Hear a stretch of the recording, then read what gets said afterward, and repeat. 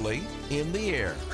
Check out the newest member of the Beaver County radio family, the all-new 95.7 FM, presented by St. Barnabas, along with 99.3 FM, 1230 WBVP, and 1460 WMBA. St. Barnabas thanks you for listening to Beaver County Radio. Welcome to The Entrepreneur Life with attorney and author Rocco Cozza, along with realtor and podcaster Eric McKenna. Content and sponsorship are being provided by Rocco Cozza and Eric McKenna. Now let's join our show host for today's program on Beaver County Radio.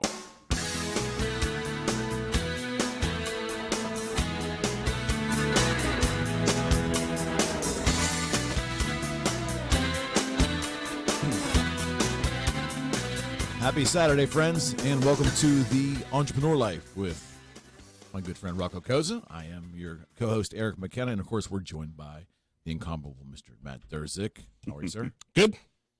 I'm just short and concise. Good. Yeah. He's doing good over there. That was an aggressive good. That was an aggressive good. It's so good to be with all of you great people, and thank you for giving us a small part of your Saturday. Rocco and I are here every Saturday from 10:30 to 12:30 to talk about the entrepreneur life. And primarily the first couple shows here that we've launched here, we're on show 4. I think this is episode 4. Is that right? Yeah, it is. See, I can count. 1, 2, 3. Wait, 4. is it? It's 4, right? It is. Yeah, yes. it is 4. Oh, my gosh. He questioned me Well, listen, on air. I I had can't to think believe a little that. bit. I'm going to question everything. That's my nature. Yes, So you don't I'm say. a lawyer by trade. So Yes. Well, that got me all discombobulated here. The first couple shows, we really wanted to center on the part of the entrepreneur journey where the decision is made to do it, because it probably starts there. So we spent a couple of weeks doing that, and we talked about quite a few things. Yeah, a lot actually. Last week was really, I think, a good discussion when we got into risk, because that's something that I don't think people consider as deep as they should. I know I didn't when I did it, right? I mean, there's so much risk that you don't even think about or see until you're faced with it. So I think that was a very looking back and thinking about it over the week, it was a very good discussion. Well, risk and anything else that's on your mind in regards to entrepreneurship, if you are an entrepreneur and have a story to share about a struggle, success, we'd love to hear it as well. Or if you have any comments, or you're even thinking about the idea of maybe kind of somewhat moving toward entrepreneurship, we'd love to speak with you. The two most powerful numbers in Beaver County, 724-843-1888 and 724-774-1888. And, of course, Matt Durzik will be here to get you on the air with us. And before we even start today, because I do want to surprise Rocco a little bit, we just kind of want to, we want to keep content very fresh here. And we do have an idea about what we do, of course, from show to show. But I want to talk a little bit about the concept of, are you a people person? And we're going to get into all that, how important that is if you're going to maybe kind of become an entrepreneur. And have you thought about that from the beginning? Yeah. Before we go there, Matt, my Sir. good friend. Matt is the host, friends, as you probably know, and I probably don't even need to repeat it, but from 6:30 to 9, Monday through Friday, AM Beaver County. Am I right? Yes. Yeah, I got that right on. Yep. How was the week? What's on the minds of the folks in Beaver County? Well, it was an interesting week. We started the week talking with Tom Albanese. He's the mayor of New Brighton, and we talk about some of the events going on there. And then a couple of days we're just sort of chatted and talked about things going on in the world, and there's plenty of it. Don't say. And then Thursday we got an update on the wave pool that they're trying to build up at the top of the hill in Beaver Falls, or at the entrance of town. Right. And also we talked about Earth Day, because the U.S. Army Corps of Engineers did a few events yesterday. They're going to do a few events next week, cleaning up some of the lakes and stuff like that. And then yesterday we talked about the charter school that's going on in Midland, and the information sessions they're having down there. So it's been a busy week. It was a full week. Yeah, and it's going to be even fuller next week. I did see a lot of kind folks out with the yellow vests cleaning up roads the last 2 days. Have you noticed that? Have you been out driving around? When I was driving in, I saw that. Yeah, a lot of people actually. Yeah. I did that once. Almost got killed. Beautifying Beaver Almost County. got hit by a truck. My favorite was someone, I was coming back from the stage yesterday, somebody was sweeping up the road, like they were sweeping like dust or something off the road, and they were wearing a full-on gas mask. I'm thinking, okay, that's a good way to go to the weekend. Wait. Time out. What? What? Full-on gas mask, the full like 3-pronged thing going out, and they were sweeping up like a parking space on the side of the road.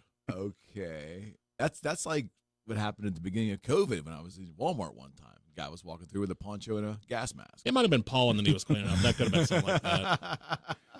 Looked very pollen-esque. You're speechless over there. I don't even know where to go with that, honestly. I mean, there's so much we could just grab onto there, and I'm just going to let that one go. Well, it's funny because one thing I did think when I was driving in and I saw all these people on the side of the road, I'm thinking, because I'm the type of person that, okay, when is the job finished? Like, how do these people know when they're done? Time, right? They just go for an hour or 2 or 3, and then when the time's done, they just quit because there's probably they could go on forever. Right. But that's what I'm trying to think. Like, okay, when do they say, okay, this part of the road we're done? Like, we're done, we're good, we don't need to clean this up anymore. Well, there's Adopt a Highway programs, right? Yes. Yeah, there's the Adopt a Highway program. I'm not sure how much that weans in with everything else, but I know that they have those out there. But highways are long. Yeah. I mean, you adopt a highway, that's a Yeah, like how much of the highway do you adopting? Like, I don't want that much of a kid. I mean, I already have 3 kids. I don't need a large highway. That took me a second. I was like, wait a minute, where's he going with this? But I definitely, I would keep you on your toes, I Matt. know I'm speaking for. I know I'm speaking for these two. That we definitely commend everyone who does that. We're not making light of it. Absolutely. It's such a yeah, and it's also dangerous. I know, Super dangerous. I know, I'm telling you, I almost got hit by a truck doing that. Yeah, my own stupidity, of course. But we're here today to talk entrepreneurship, as that's what the name of the title of the show is. Did you know that? Yeah, it is. I wanted to talk to Rocco about the idea and get his thoughts, obviously, and Matt as well, on the idea of what if somebody has a great idea for a business in their mind. Mm-hmm. Now, I think oftentimes this happens because it's sometimes, well, not often, I would imagine sometimes it is derived from a hobby that they probably get a lot of compliments on. You're really good at that. Look what you do. Look what you produce. Those are beautiful. Whatever that unique hobby is. Mm-hmm. Mm-hmm. And sometimes you'll receive, let's say you're the person here, the subject, you'll receive a compliment that somebody will say off the cuff, you ought to turn it into a business. You ought to sell those. You ought to do that for a living. Because I can tell you my own experience that happened to me too. And I know people that have become entrepreneurs, Rocco, who have not gone into it with a plan and have not really put a lot of thought through. And one of the things they didn't think through on all 3 occasions that are in my mind right now is that they all came from careers where they had very little interaction with the public. They had 2 of them have very little interaction with anybody. They were at careers where they were basically isolated in their job function. Okay. And what they found is when they became an entrepreneur and went to take their unique, in one instance, a product, and the other 2 services to market, they now had to interface with the public. And that ended up being their most difficult challenge, and ultimately which put all 3 of them, pushed them out of business. Yeah, I mean that where to begin? Well, no, I just think that we take for granted you're going to create a product and you're going to hang your shingle and you're going to let people know it's for free. I'm going to run an ad, but now you have to engage with the public. Always and in every way. Absolutely. Yeah, and it's different from engaging with like the clerk at the store to get your loaf of bread. It's different than engaging with the cable man coming to the house. That's not what I'm talking about. Engaging with the public for commerce and for enterprise is completely different. Yeah. And you're going to do, a lot of people think, okay, well, I can just be a solopreneur and kind of be maybe an internet entrepreneur. And they think they don't have to deal with the public, right? Because there's a lot of people that, because I look at one, are you introverted or extroverted? That's the first question you have to ask yourself, right? If you're introverted, and I'm thinking of a client in particular of mine from a few years back, that introverted individual, very successful internet entrepreneur, like made a ton of money just selling stuff online, like things he was creating, programs, software. The biggest struggle this person had was customer service, because he then had to deal with people, I don't like your product, I want my money back, complaining. And that drove this person crazy till he got to a point, and it was a struggle for months until he got to a point where he had enough revenue to hire a customer service person. But that was something that every entrepreneur will struggle with. You're going to deal with people, be it the public at large who you're selling to, customers that are complaining, or even if you're B2B, like we were talking before, the internal people of that organization you're selling to. Like, look, we're a business law firm, so most of our clients are businesses or business owners.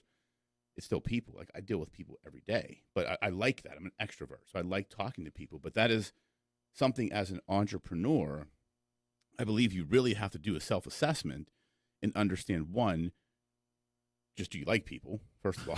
I mean, 'cause let's be honest. I mean, some people what day don't. of the week, right? But honestly, like, think about that. Like, how many times? Oh, absolutely. I've met people that just say, I don't like people. I'm like, well, okay, then that's going to be really hard for you to be successful at anything in life. And I'm sorry to say that, but I think if you want to build a successful business or a career, you have to like people. You have to engage with people. You have to actually care about people. You can't get away with not liking people, not caring about people, and think you're going to reach this massive level of success. I just don't think that's possible. Maybe other people differ. Maybe you differ, but I just think it's not possible. I think there's a very, very small amount of opportunities out there where it'll be strictly virtual, and you will be in a cocoon in a bubble, and you'll be able to make all this money. But give me. Let's. I don't know of this. it. Maybe, Right. maybe a day trader. Maybe again, that's not maybe an entrepreneur. Maybe I don't know, but something that I would imagine when I think of entrepreneurship, when I think of business creation, I think of commerce. When I think of commerce and enterprise, I think of an exchange of goods and services. Yeah. And that happens with That's the other definition of other commerce. human beings. Yes. And it's generally people you don't know, so that would be the public. Right? Yes. I mean, No, exactly unless right. your sphere is really big, you're Right. only selling to your friends. I don't know, but it sounds like a interesting, different kind of topic, but it's so important. And I think that, it gets back to self-assessment and who are you? What are you comfortable with? Are you open to getting outside your comfort zone? Yeah.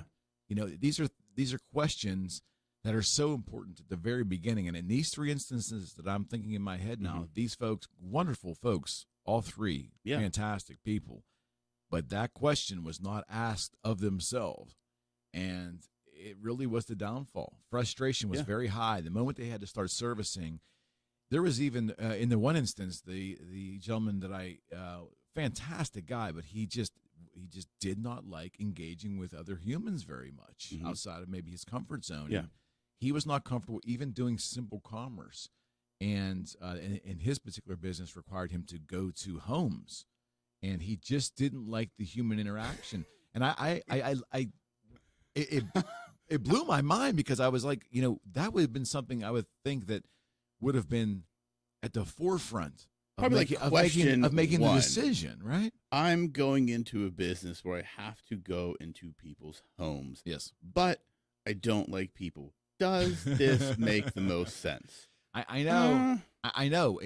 In hindsight, it's always 20/20. Right. But I will tell you, especially when I was much younger than I am now, when the opportunity and ideas were being thrown at me, and the idea of doing my own thing, and sometimes you think about all the positives, and we don't take time to really vet out the negatives before we leap into it. But that's the fun of the journey, right? I mean, look, it can be fun. It can be absolutely horrifying. But think about as it well. this way, right? Every entrepreneur and everyone that I know, they're optimists by nature, or you wouldn't take the leap, right? If you're a negative person, if you have a negative frame of reference, you're going to always prevent yourself from taking that leap. In most instances, Yeah, yes. I think, I would agree with you. I think the majority, if not all, entrepreneurs have some level of optimism. You have to be willing to bet on yourself to take that leap. So yeah, do we always think through everything? No. However, in the instance where the gentleman or gentlewoman that is going into people's homes as a business and just does not like people, I mean, that's probably a question you should ask to yourself up front. Does this make sense? Well, he was an electrician. He'd worked as a journeyman electrician, I guess, for 2 decades, and he was just this guy that people generally loved. Yeah. And when he was in his comfort zone Mhm. of working with his and what puzzled me was he would go out to jobs with his firm, representing his firm, Rocco, Sure. and people would love him. He would do a great job and everything else. But there was this, when he went on his own and did it, I would think it'd be a natural transition because it would be exciting because he'd be interacting somewhat in the same way, right? But it's different. But it really didn't work, and I have to chalk it up to just his comfort level. It was really interesting to watch. Well, in an instance like that, I think because now your name's on the line, right? When you're representing an employer, it's a lot easier to interact with the customer because what are the real consequences of a bad interaction? Oh, you might get reprimanded at work, but it doesn't impact the long term. When your name's on the wall and you have a bad interaction with a customer, that can cause a ripple effect. Like I'm very conscious of the way I interact with people because my name's on the wall. I have to make sure every interaction goes, and I genuinely like people. I genuinely care about people. I genuinely want to help people. But that is always a thought in my head. How could what I do or say or act in a certain situation impact not just me, not just because I have now people I'm responsible for? How would that create a ripple effect if it goes wrong? So that is a scary thing when you're on your own. In that situation, I could see the difference very clearly. Yeah, for sure. And there certainly is more at risk as well. Yeah, absolutely. 100%. It was just fascinating how because him owning the business would all that involved in that scenario, his whole interaction and his wanting to interact just changed. It was really interesting. But think about it too from this perspective. You're the electrician and you're working for someone else. You have one role, right? To go to that person's house, interact with the customer, and solve the problem. Right. When you're an electrician that owns the company, your job is now go to the house, fix the problem, deal with the customer, be the customer service rep, be the salesperson, be the finance person, make sure the company's running, make sure the bills are paid. There's a lot more weighing you down mentally where you have to be okay with that because that changes everything. Once you're doing it for yourself, it's not just about that moment. It's the moments leading up to it, the moments after it, the impact it can have. So you think a lot differently, I think, and it can hamstring people. And that comes back to what we kind of touched on 2 weeks ago, and the idea of lifestyle. Yeah, and lifestyle is that aspect of analyzing your life and what you do, your daily activities, how you interact with your family, the things that you enjoy. Yeah, your lifestyle first off, your lifestyle is going to change the moment you become an entrepreneur. It's just going to change. Yes. Do you like your current lifestyle? Do you like it so much that you don't want it to change? Or are you willing to like it? Maybe not. Yeah. But are you willing to changing that and altering? And also the big question is, would you not agree when it comes to lifestyle, you really don't know what your lifestyle is going to look like, quote unquote, on the other side of entrepreneurship because it's going to evolve. Oh, it does. It completely evolves. Like my lifestyle 3 years ago is completely different than it is today. Okay. And it comes down to tell. Well, so when I left corporate America, right, I hadn't decided yet that I wanted to go full on practicing law and nothing else. I was involved in other businesses. I was speaking. So my lifestyle was a certain way, right? I wasn't fully engaged in the practice of law with everything I had. When I decided in 2019 to say this is what it's going to be, and I wanted to grow a firm, it was just me to start. Then it was me, and then Mia joined, and then we've grown. So that has changed, So my lifestyle revolves around my business because that's a choice I make. Like I love what I do. I love what we're building. So 3 years ago, did I spend as much time in the office as I do now? No. Did I have to? No. I just love doing it now. So I've made different choices where I don't feel like there's a week and a weekend in my life. Like 3 years ago, I did. There was Monday through Friday, and then the weekend I did different things. Now I feel like I just have 7 days a week. And I kind of build my life around that, and I just look at the world differently now. And I think as you grow, that's what happens. Yeah, I think that's absolutely true, and it's such a good discussion. We'll pick it up on the other side of the break as well too. But lifestyle, and are you comfortable with altering your lifestyle and having the concept in your head that it is an unknown. You don't know what it's going to look like on the other side of entrepreneurship. Yep. Friends, you're listening to The Entrepreneur Life here on WBVP, WNBA, BeaverCountyRadio.com. We'll be right back.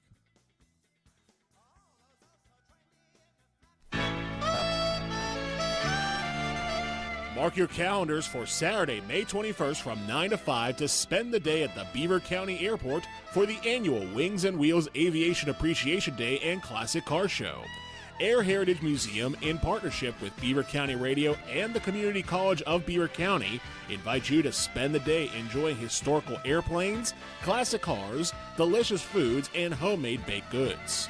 Local businesses have joined ranks to sponsor the Wings and Wheels event at the Colonel level. The Health Hut Stores, Bethany DeLuca with State Farm Insurance, Tri-County McDonald's in Chippewa, Sherwin-Williams, the Pittsburgh Institute of Aeronautics, Rochester Machine Corporation, and Moon Township Ford. Also, a special thank you to St. Barnabas Health System for their broadcast coverage. Do not miss the spectacular Wings and Wheels event at the Beaver County Airport on Saturday, May 21st from 9 till 5. Farming is dangerous. There's dangers all around us. We work around it and we live around it every day. And we just become desensitized to what's around us. We go through safety training and, we try and do these things to make sure accidents don't happen, but you just never know. There are so many farmers that I think take for granted all of the underground utilities that are there. You don't want to hit a gas pipe because that's your life. The other part of it is if you hit certain things, you're liable for it. I mean, we kind of know what's out here, but all at the same time, you just always call. Farm Safe 811 starts with you. Whether you're installing drain tile or doing any sort of digging, always call 811 and wait for any underground lines to be marked and have the depth confirmed. That's farming with care. But if a line does get damaged, go somewhere safe and call 911. Always keep safety in the back of your mind. Just stay humble. For more information, go to farmsafe811.org. One source for all things Beaver County, whether it's on air at 1230 WBVP, 1460 WMBA, on FM at 99.3, or online at beavercountyradio.com. No one informs or entertains like Beaver County Radio on multiple devices anytime, anywhere. Since 1948. Good evening, basketball fans. This is Chuck Wilson speaking to you from Convention Hall in Philadelphia. And getting stronger every day. beavercountyradio.com. It's a voice you recognize. The voice of Beaver Valley. Coming to you from an all-star quartet. 95.7 FM, 99.3 FM, 1230 WBVP, and 1460 WMBA.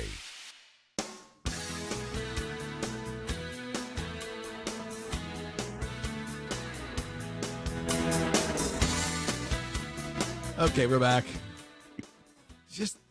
Just an insane time around here, friends. Always a good time. Mr. Matt Durzik, we have to send a special thank you out for coming in and putting up with these two guys on a Saturday morning. Hey, you know what? I appreciate it, and I'm actually learning quite a bit, actually, from what you guys are talking about, because, you guys have a very strong dynamic between the two of you. Thank you. Appreciate that. Listen to that. Our first compliment. I've had a compliment like that for a long time. I almost don't know what to do with it. I'm going to put that one in my back pocket, keep it for later. That's right. That's right.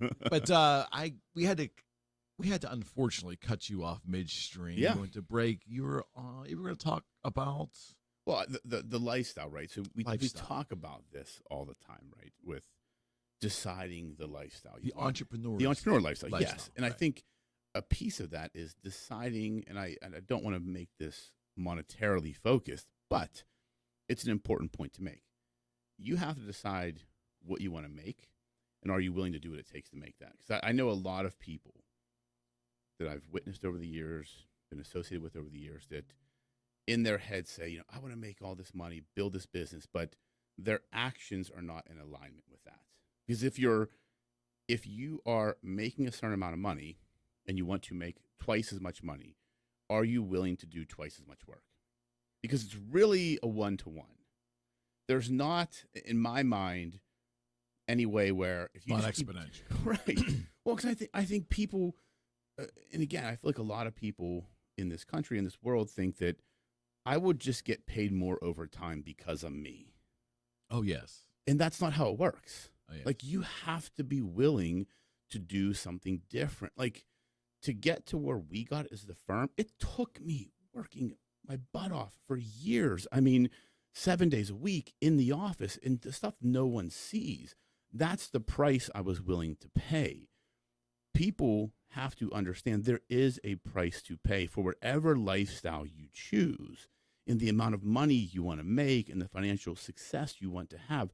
There is a trade-off and a price you have to pay for that, and are you willing to do it? That's where I think people get caught up, because I feel like a lot of people say they want to do all this stuff and make all this money, but their actions are not in alignment.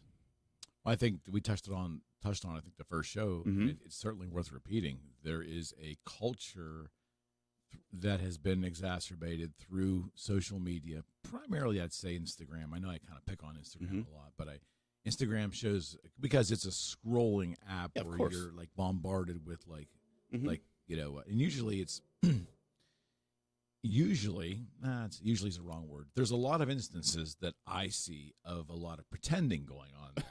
You think? Pretending in advertisements, maybe not in advertisements, but those showing the illusions of wealth and so forth. It's trying to, I guess, you can err on the side of being kind and say everybody's showing their highlight reel. Sure. Or you can err on the side of saying everybody's just lying to each other. Yeah. And especially in the entrepreneur space, it's showing a lot of quick get rich quick schemes, a lot of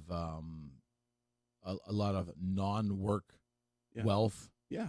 Just a lot of things that just aren't real. So I understand a lot of folks are getting bombarded with that, which is nothing but an illusion.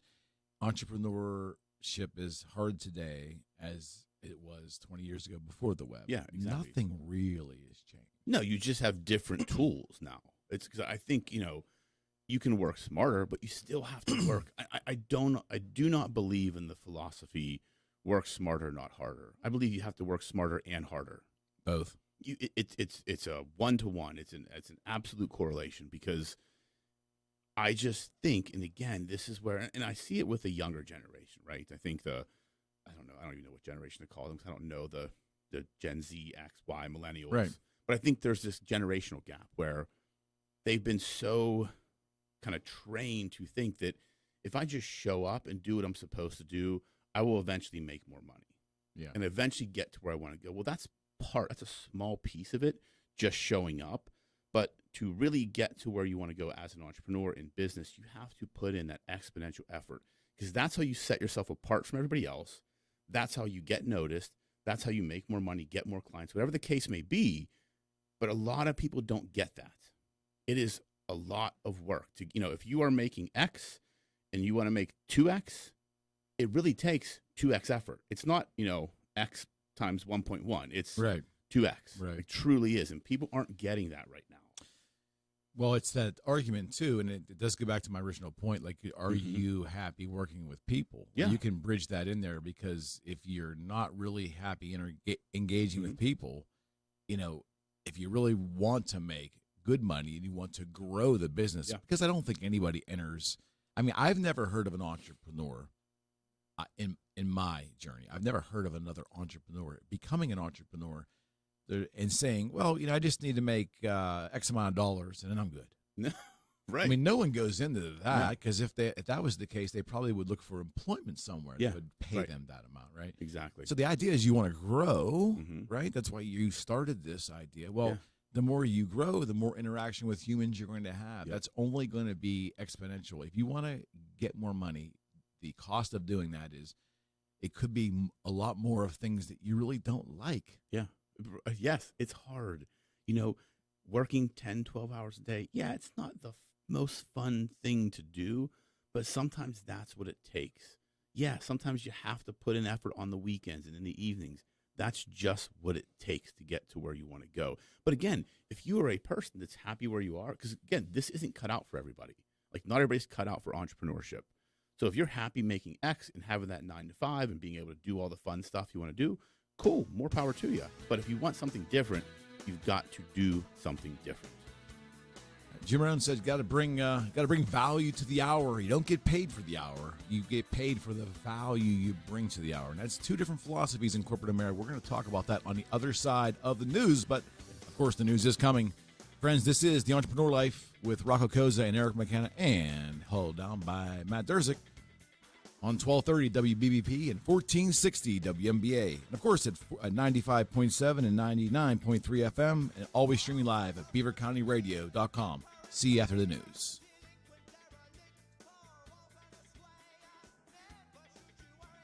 You're listening to 95.7 FM, 99.3 FM, presented by St. Barnabas, in addition to 1230 WBVP Beaver Falls and 1460 WMBA Ambridge.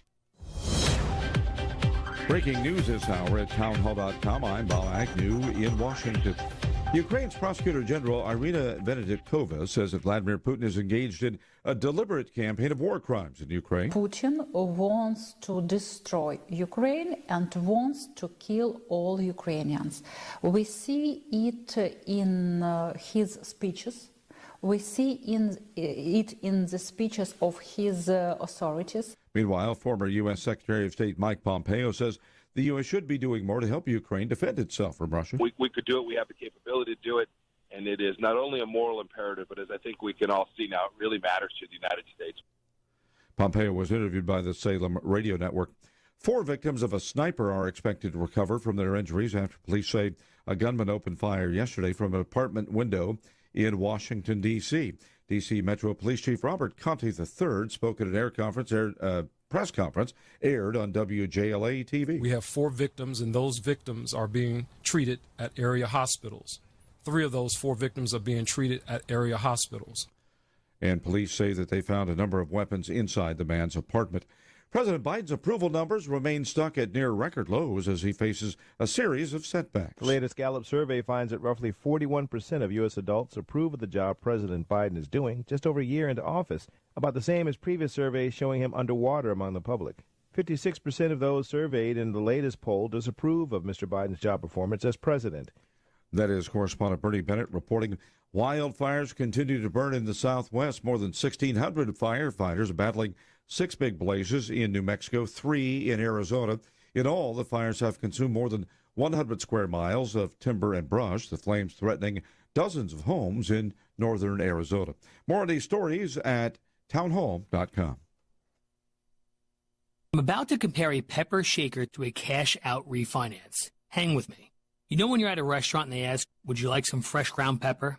And then they crank that giant tube, but almost nothing comes out? For me, only a certain amount of time is socially acceptable to wait. I know that getting that pepper out might make my life better, but it just seems too impossible. And that's what we hear people say about the cash-out refinance. People realize that the value of their home has gone up like hot pepper the last few years, leaving all this extra money sitting inside their home. But is it too hard to get out? It's Ryan from United Faith Mortgage. If you're interested in cashing out the extra pepper in your home, we're good at doing all the work while you just sit back and relax. And often, your mortgage payment and years in the loan will stay the same.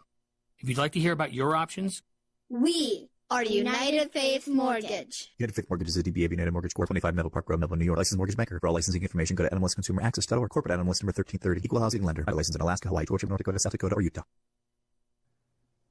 Officials in one Virginia school district are rejecting a planned purchase of textbooks that contains content that some say is designed to stoke up racial tensions. Here's correspondent Keith Peters. A Virginia school board has decided against buying some new social studies textbooks because of concerns that one of the books encourages divisive teachings, including critical race theory. The Virginian Pilot reports that the Williamsburg-James City County School Board voted 4-3 on Tuesday to not purchase the books. The textbook of concern is Government in America, People, Politics, and Policy. It's often used in government and politics classes. One citizen claimed it was biased and left-leaning. Another said the cover photograph was a form of indoctrination. That photo of a protest outside the U.S. Capitol with signs reading, "Stop Killing Black People." Keith Peters reporting. Breaking news and analysis at townhall.com. Florida Governor Ron DeSantis signed a bill on Friday to dissolve the private government Walt Disney World has enjoyed controlling over its properties in the state. People say they do have services, utilities. We're going to take care of all that. Don't worry. This is all, we have everything thought out. Don't let anyone tell you that somehow Disney's going to get a tax cut out of this. They're going to pay more taxes. CSX Railroad struggled to keep up with demand in the first 3 months of the year, but it still managed to deliver 22% more in the way of profits. The higher profit was due to higher shipping rates, offsetting a slight decline in the number of shipments it handled. The Jacksonville, Florida-based railroad says it earned $859 million, or 39 cents per share in the first quarter. That's up from $706 million, or 31 cents per share a year ago. The results beat Wall Street expectations. That's correspondent Jeremy House reporting. More on these stories at townhall.com. It's radio that's apart from the ordinary and powered by St. Barnabas. 95.7 FM, 99.3 FM, 1230 WBVP, and 1460 WMBA.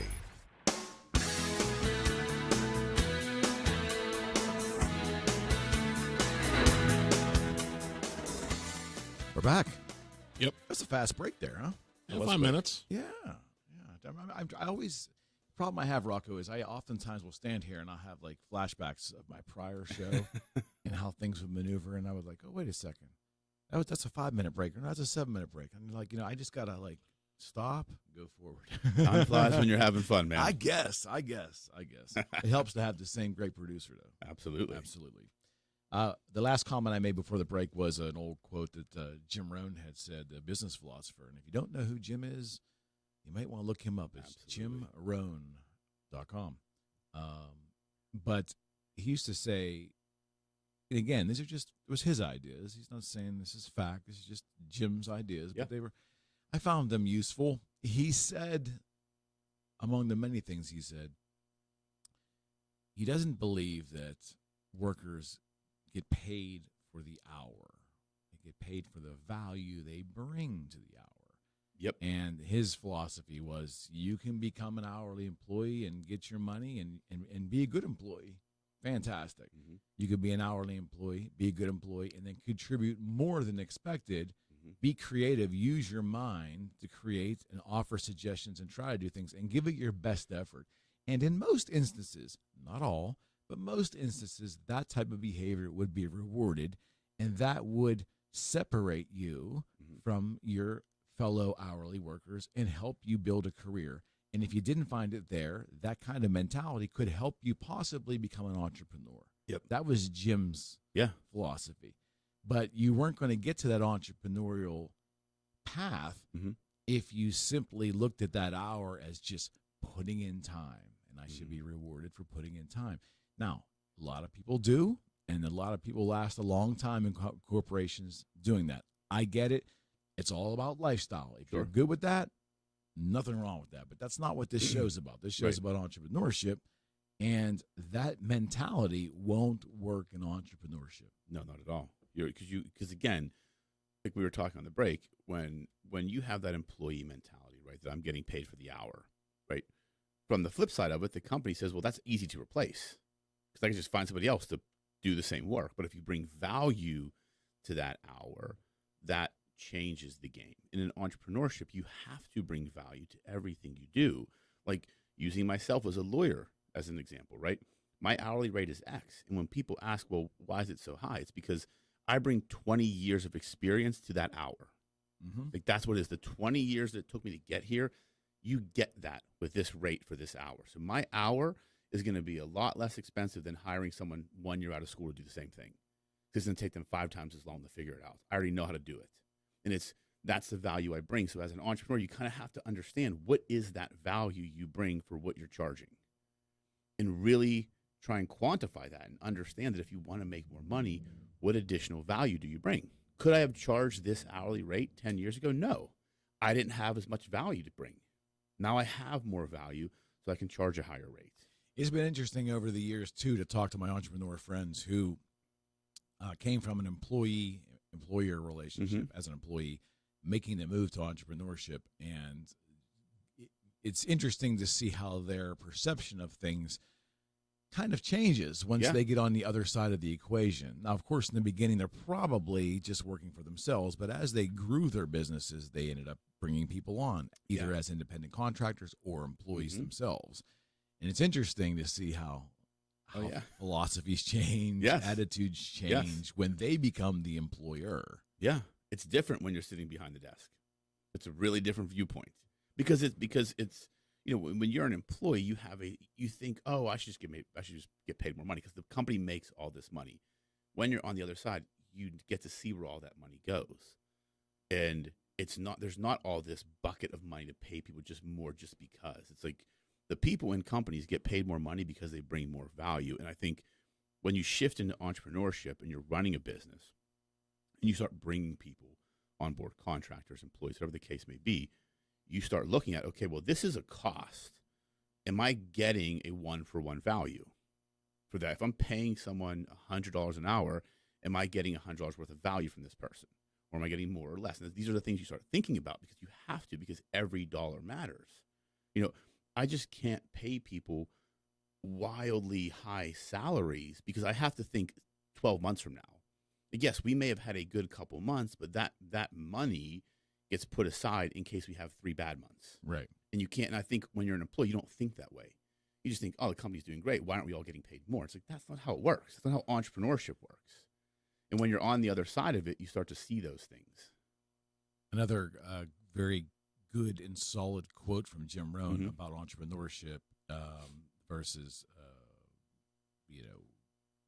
an employer-employee relationship or being an employee was, if your goal is to become wealthy, if your goal is you want to earn a good amount of money in your life, because you can't, he would say, you can't get wealthy by demand. No. Meaning that if you're an employee and you demand, I should be paid $15 an hour, I should be paid $25 an hour. If you're demanding from your employer, because you may get something, you may get what you demand, but you're not going to become wealthy doing that. Right. That's not the process you want to employ to become a wealthy individual. You can certainly survive that way, maybe, but to become wealthy, you just can't do it by demand. You need to be creative. You need to engage and be humble and go to the market with your seeds. And plant them and let them grow. It sounds a little esoteric there, but the reality was you got to take yourself to the marketplace that you want to work in, and you need to become valuable. Yeah, and that's his mantra was that's lost on the longer someone works in an employee-employer relationship over a period of time.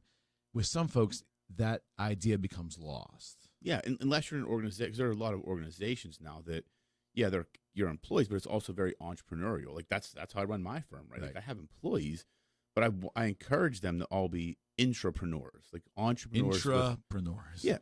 I mean, build their own business inside the business they're in. And I think that's an important thing that's happening now in the marketplace. A lot of companies are doing that. So if you are an employee in that environment, you have a huge opportunity to really, but to your point, like you have to go out to the market and show your value. You can't just demand somebody to pay you more.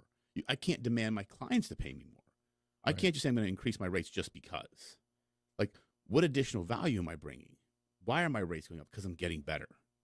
I'm learning more. I'm more efficient. Something. How do you justify the value? Yeah, I mean, you have to be able to justify it, right? You have to be able to. When we talked earlier, when we opened the show, Rocco, we talked about being comfortable with other people and engaging other people. And are you the type of person that needs to engage? It's one thing to engage the public with your product or services, but if you have a little luck and you have a little success in the beginning, you may need to bring somebody on. Yeah. So now you're going to be engaging with an employee or employees every day. Yeah. And again, if you either are not independently wealthy where you can hire someone to buffer those folks from you, which will probably be rare to start, sure. right? Yeah, absolutely. It's going to be you. Yeah. Hiring, firing, encouraging. Yeah. Trying to motivate. Inspiring, good word. Yeah. Teaching. And also getting down in the mud and working right along with them if necessary, right? And that requires a lot of, human interaction. Yeah, it does. It isn't always the market. There's a whole employee component too, potentially. Yeah, and I think as an entrepreneur, you have to when you get to that point, you're bringing on people, right? You have to start looking at the difference between leadership and management, right? We lead people and manage things. Like that's a quote that I can't remember where I heard it from, but it resonates with me so deeply because it's true. Like as an entrepreneur, I have to lead my people. I don't manage them, right? They have to learn to manage themselves. They have to learn to do certain things. It's my job to inspire them and to lead them and to be there for them when they need me.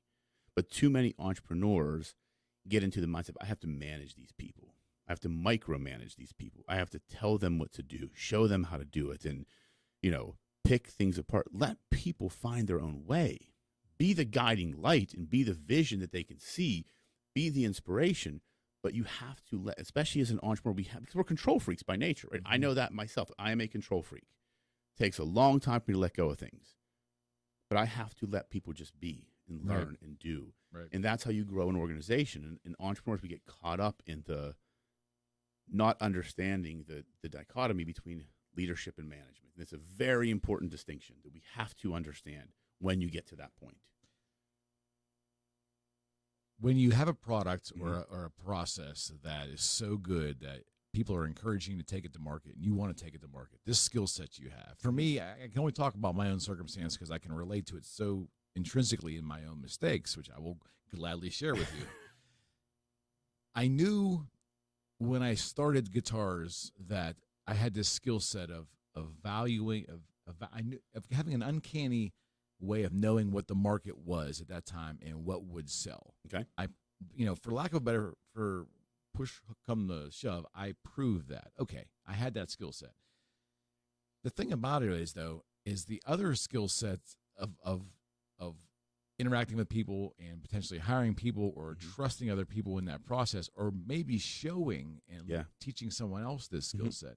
It was not on my radar that, hey, if I could expand this, if I could, bring somebody on to help run this show with me or people, if I had the trust in letting go of my trust of the skill sets of other people and letting them run with what they do best, my entire business would have been completely different. Yeah.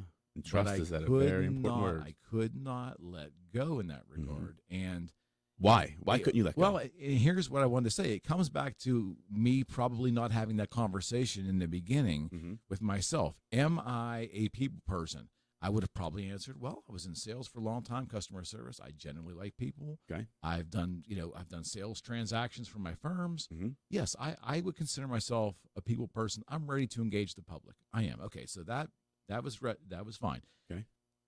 The next question I should have asked myself was, Eric, if this goes well and it gets beyond you, are you able to trust another person if you bring them in to work this business with and for you? Yeah.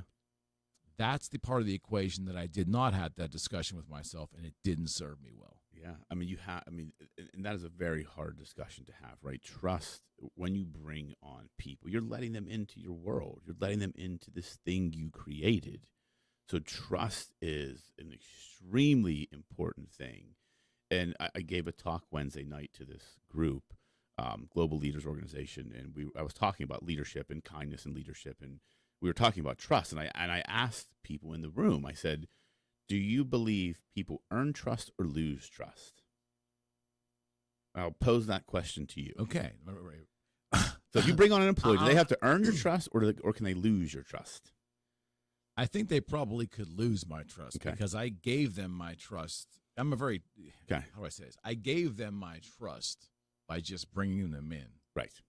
Am I right? Yeah, that's so. In the discussion was around, like, there's been studies done on leadership, and the most successful companies create that environment of trust, because if you employ me and I have to earn your trust, I'm going to do just enough not to screw up. Right.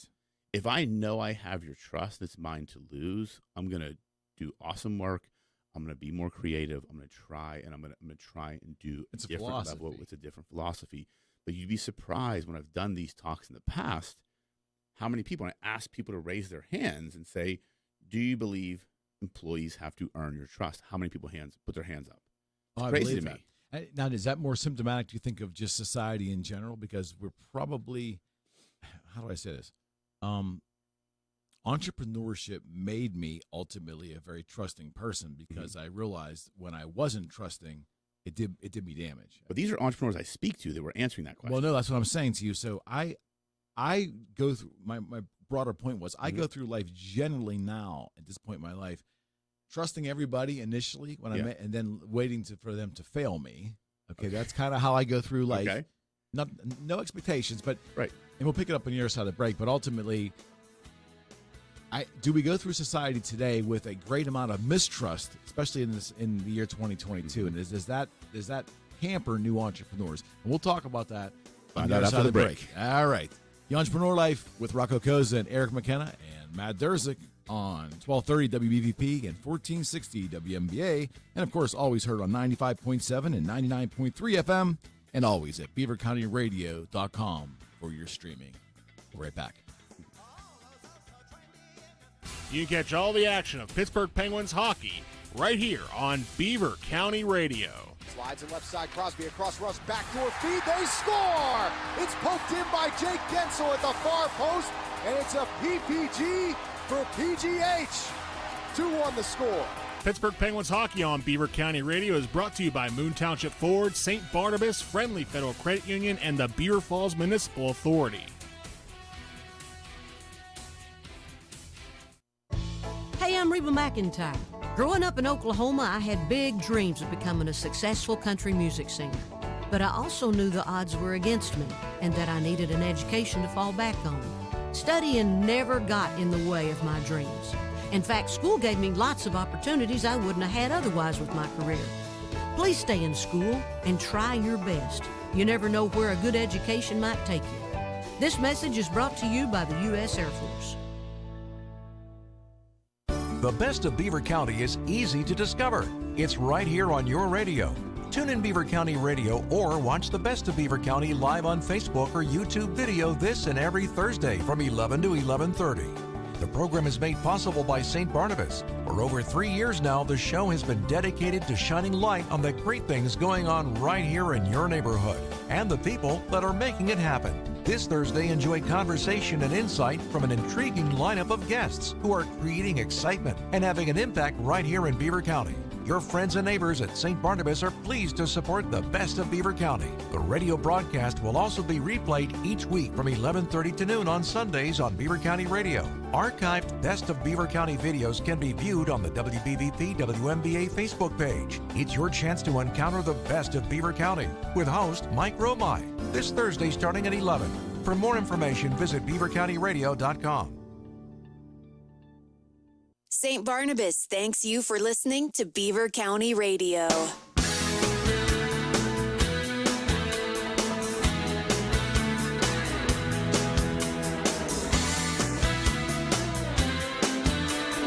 All right, we're back. The Entrepreneur Life, Rocco Cozza, Eric McKenna, Matt Durzik. Before we went to this last little break here, we were getting ready to go down a slippery slope, but I figured, you know what? I'm just going to go down the roller coaster with my hands up and we're just going to go for it here. Aren't most slopes slippery? And Matt's like, here we go.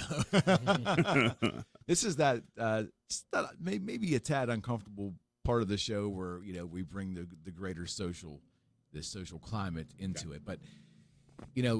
Rocco was talking about trust in employees and why it's so important for an entrepreneur to understand, even if they haven't taken the leap yet, that at some point in maybe the immediate future of doing this or the long-term future of their business, if they're fortunate enough to have success, they're going to have to put trust in people to help them. It could be vendors, it could be employees, contractors, whatever, but odds are likely they're going to need to engage people to assist. That requires trust.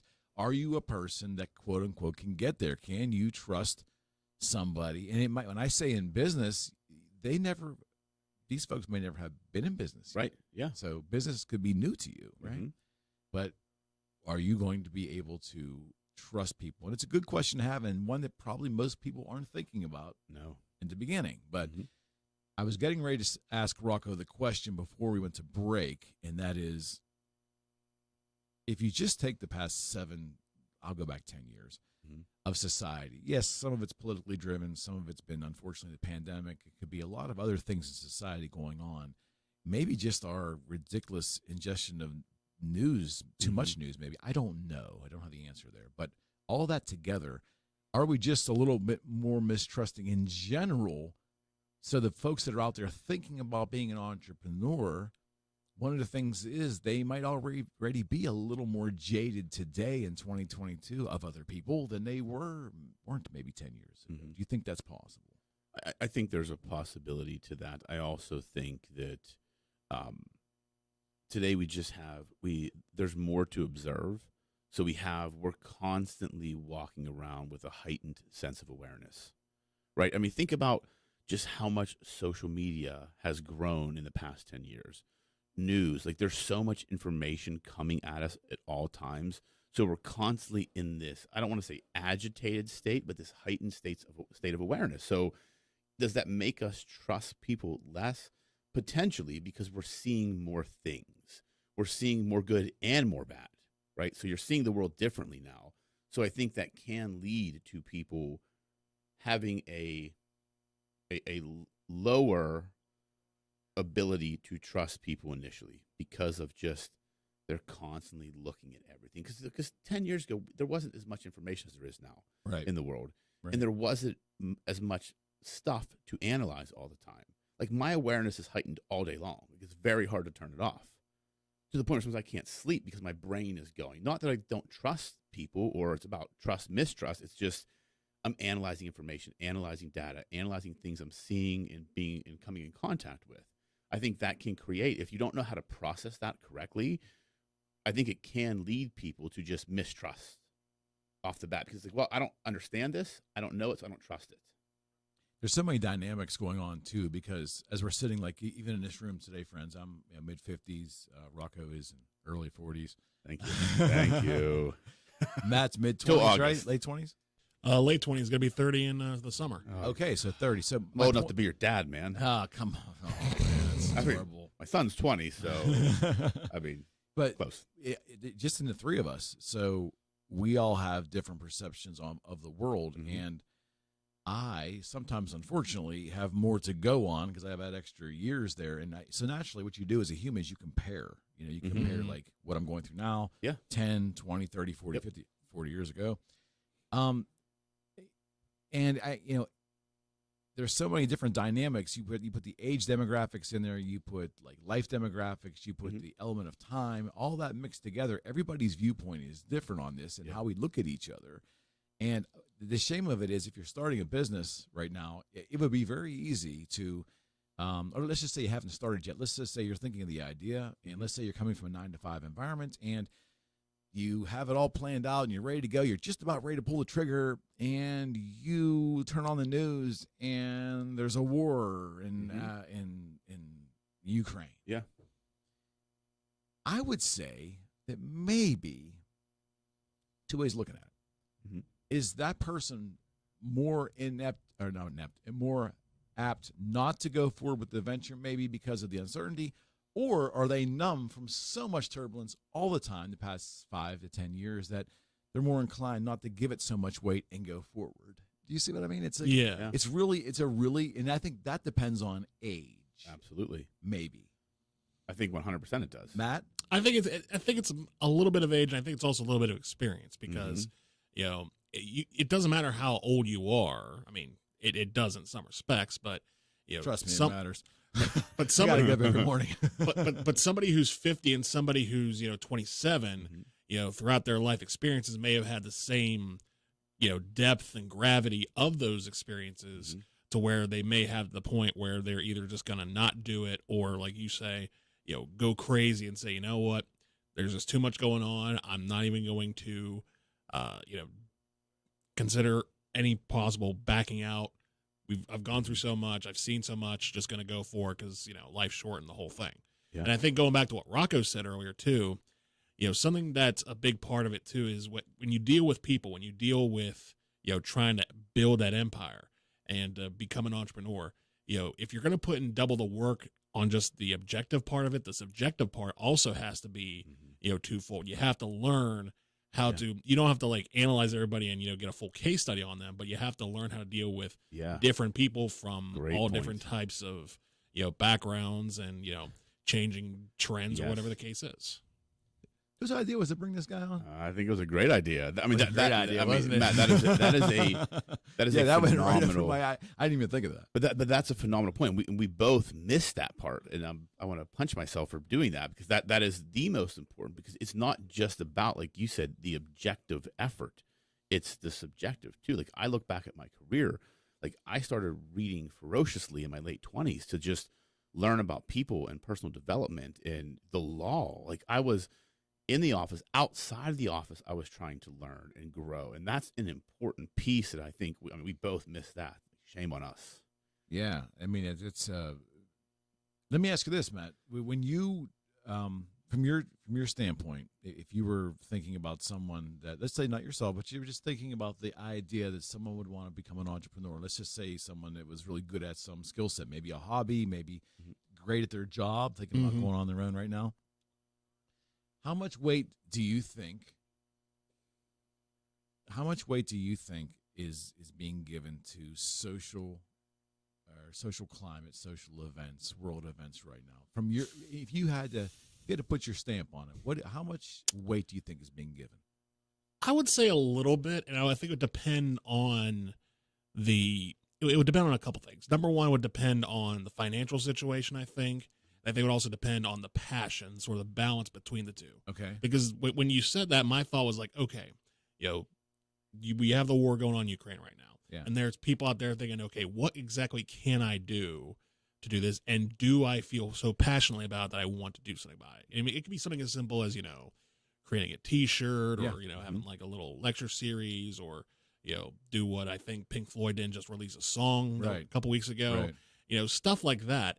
And again, it would be a matter of, do you have the economic prowess to sort of do this sort of side thing to put a product out there that would sort of relate to it? And also the fact is, can this product relate? Does this product seem like it actually cares, or does the passion behind it seem like you actually care?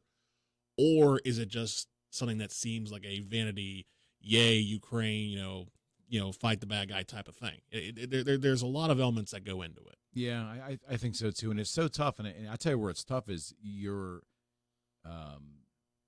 veteran entrepreneurs that have been running businesses. Yeah. You see something as tragic as that war and the impact. How can you not be impacted by? Yeah, I mean, you have to be the most callous person in the world not to turn on the news and be impacted by what you're seeing right now. I mean, so how that war is being viewed. And then how do you relate to it as an entrepreneur, and how engaged you get publicly? What do you do? Those are a lot of it's personal decisions. A lot of it is public. It's sticky. But but going back to again another thing, and not to discredit you because you've been saying a lot of good things, but another Rocco point. I see the dig. We got to keep a scoreboard up. That's all right. Who does Matt quote more? I'll always lose that one. Is that we've had such a broad spectrum, because I was going to bring it up if you didn't, or if it wasn't broad at all, is that there has been such a broad spectrum of humanity over the course, and there really has been a broad spectrum across time, but now we're seeing more of it. We're seeing everything from, those who are, struggling to hold on to Ukraine, the bravery that they show, to the people, taking a bunch of bath salts and running down, a sidewalk in Florida with no clothes on, that whole spectrum. And realistically, as any type of entrepreneur, while you do have the mindset of, okay, this is what my product is, this is what my service is, and this is who I think is going to be part of that, you sort of have to take into account everybody that could be involved with it, because you simply never know. That's a good point. No, it's true. How do I say this? I can only speak from my own experience. I started Boogie Street in 98-ish, and I remember saying to myself with my good friend Jim Stewart over dinner, we're living in unbelievably good times. Like, there's like no major awards.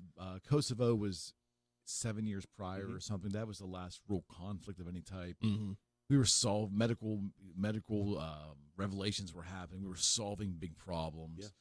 The market was going pretty good. There was this internet thing that was out. Life was good, and the social climate, the climate of the world, did not faze me at all when I made a decision to go on. There was nothing that was even remotely clouding my judgment.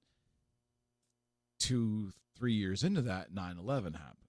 And I remember having this conversation with myself saying, wow, what if I had decided to do this business now? Would I decide to do this business? There was just a different kind of weight, an uncertainty, I should say. I probably would have went ahead because I'm a risk taker. I would have probably have done it. But I wonder now how much weight I would have given the news and the quote unquote world we live in and so forth. And we didn't have social media then. Thank goodness we didn't have social media in 9/11. Wow. But I mean, you run a law practice. Yeah. So maybe it's not so you do a lot of web advertising. You also do a lot of web presentations. Yeah. You're a speaker. So you're probably impacted by it. But let's just say someone that did all of their commerce on the web might have a different view. But how do world events, social climate things, how does that affect you as an entrepreneur? I mean, or does it? I try and not let it affect me because I look at it as an entrepreneur, and I mean, obviously I have a law practice, a little bit different. You got to operate with blinders on sometimes. You kind of got to understand the market and what economic factors can impact the business and the growth of the business. But I can't get involved in all the social climate issues and taking a side one way or the other. I focus on serving my clients the best possible way I can, making sure my employees are happy, making sure I'm doing what's right by those people. And if I let the social climate affect me as an entrepreneur, I would probably operate differently and not as well as we do now. So I just operate with blinders on. Even when I go out and speak to people, I don't get into, like, I have opinions on things, right? And I'm not going to shy away from that. I'm not going to, push against somebody for the sake of pushing against somebody. I'm not going to use a social issue one way or the other to benefit me or to tear down someone else. I believe in, we are all entitled to our own opinions. That's what makes this country great. The dialogue we can have as individuals. And if you have a vehemently opposed opinion to me, that's okay. That's your opinion. The Red Sox do stink, but listen, we don't talk about it. Wait, weren't we just talking about the attendance at the Oakland A's stadium before we got on the air? Somebody has no room to talk right now. I think I might have spoken in front of crowds that were bigger than went and saw the A's play. Okay. Just saying. Okay. So. Point taken. See, we can agree to disagree. Yeah, we can agree to disagree. But I think that's important. I think that's important. Matt, to your point, like, there are certain things you have to look at, right? And in the world, and you kind of got to know what. Well, the pandemic was definitely something you had to take into consideration because there were mandates on us, right? But also it gave so much opportunity if you saw it. And again, this comes back to talking about the first episode, like having the right mindset, right? Right. You can look at the world like when you said in '98 that this is a great time to be alive. I would say that today. That's the way I look at the world. Wow. Yes, there are things we're going breathing, on. man. It's a good time to be alive. We're all breathing. But I think it comes down to perspective. It does. Definitely. I have a very positive outlook on life. And I believe that if I'm able to do what I'm doing today, sitting here with the two of you on a Saturday afternoon on a radio show, this is amazing. It is amazing. And it's fun. He puts up with us. It's amazing. Right. I love it. I mean, I've been quoted twice today, so I'll take that. That's a win. Yeah, you're definitely you're in the lead, pal. But we're going to keep score. But again, that's what I think it boils down to, how you view the world. And I know plenty of pessimistic people, and they could be sitting in a bowl of candy and unicorns and think the world is terrible. Those folks probably shouldn't be swimming in the bowl of entrepreneurship. No, not at all. And again, not a good fit. And that comes back to understanding yourself. Like, I know that. Which is why we're doing this show. As an entrepreneur, whatever the world throws at me, I'm smart enough, I believe, to figure out a way around it and to not let it impact me. I got to understand the economics. I got to understand the world at large. But I'm an optimist by nature. I love what I do. I love who I get to work with every day. So, yeah, I think it's a great time to be alive because if you're looking, there are so many opportunities. If you're looking for problems, you're going to find just as many problems. Very wise, very true. And I don't want to give the impression I'm not an optimist. I am. Oh, you definitely are. I definitely, yeah. But you're a realist more than I am. I'm a realist. The weight of the world is, well, I got a couple years on you, pal. I got more of the weight of the world on me. Oh, come on. I'm only I feel like I'm in my 30s. Yeah, I would. I'll go with that, right? Yes, we will go there. Well, I think too, one of the things, there's a difference between, because Eric, you were talking about, talking about how how does this impact me? How does this impact me? Do these world events, impact me? And I think there's a human side that says, yes, it does. But there's a big difference between I sympathize with these people or I empathize with these people based on their experiences to I'm going to go over there and do something about it. Because realistically, 100%. not everybody can do that. Not everybody can be, for example, a Pat Tillman. Right. A lot of us have our own vocations and a lot of us have our own level of service to whatever it is we're doing. 100%. That's a good point. And I think too many people are quick to judge people that don't do like people say, well, you don't do enough. Well, how do you know? Yeah, that's a weird. I've always viewed that as weird too. But it happens so often. Like people do it so much. Yeah. But you're an optimist, right? You don't pay attention to that stuff. I don't. I mean, look, I don't because, but if we're talking about the world at large, that happens. Like to Matt's point, like you can empathize with people, right? But some people just don't have the ability to do more, and we need to understand that everybody's different, and you can't judge people because 100%. I don't have, I'm not doing this, but you are. Does that make a person better than someone else? 100%. No. All right, let's go to this other little discussion to have with yourself before you enter the entrepreneurship pool. We live in a very caustic society. I know it sounds like I'm a Debbie Downer, but I'm just giving you the world as I see it. I hold the mirror up, right? So I say caustic in the media that we're inundated with. I think generally your neighbors down the street are as friendly as they ever have been. They were as friendly today as they probably were 5 years ago. But the media we ingest shows us a different world. If you're thinking about being an entrepreneur and you happen to be a person that is very philosophically driven, and I'll carry it a little further, very politically philosophically driven, and let's say it's a passion of yours. Let's say you kind of wear it as a badge. You wear your political affiliation, your candidate affiliation, whatever. And it kind of engulfs what you do during the day, the people that you associate with, the people that you engage in conversations, maybe the bar fights that you have conversationally. Of course, you think part of your lifestyle is to live this very proud way for your side. Okay. I'm not saying that's right or wrong. I would advise not living that way, but that's none of my business. But let's just say we all know of people that do this on both sides of the aisle. I guess left, right, I don't know of any proudly abashed independents, but I'm sure they're out there. I'm working on it. Yeah, Matt's working on it. I also am a registered I too. And so I get it. My point to you is, though, if this is who you are, and again, nothing wrong with that. You have the right to live this way. Becoming an entrepreneur creates a little bit of a dilemma for you because the bottom line is you can only put yourself out there as put your philosophical basis out there with your business, and you're probably only going to attract half the population. Or you can curb that, and if you can, and you can look at a much wider potential customer pool. My question is, are you able to curb your political ideology and how you wear it and live it and how it engulfs you when you move to the business side? Because it probably is not going to serve you well if you carry that fierce philosophy, unabashed, in your face, that kind of stuff into the business world. Not impossible to do it, but probably not going to serve you well starting out because you're probably going to need every customer you can get in the beginning. Well, here we go. I don't even know where to go first. So let's take this a couple different ways. One, it depends on what you're selling, right?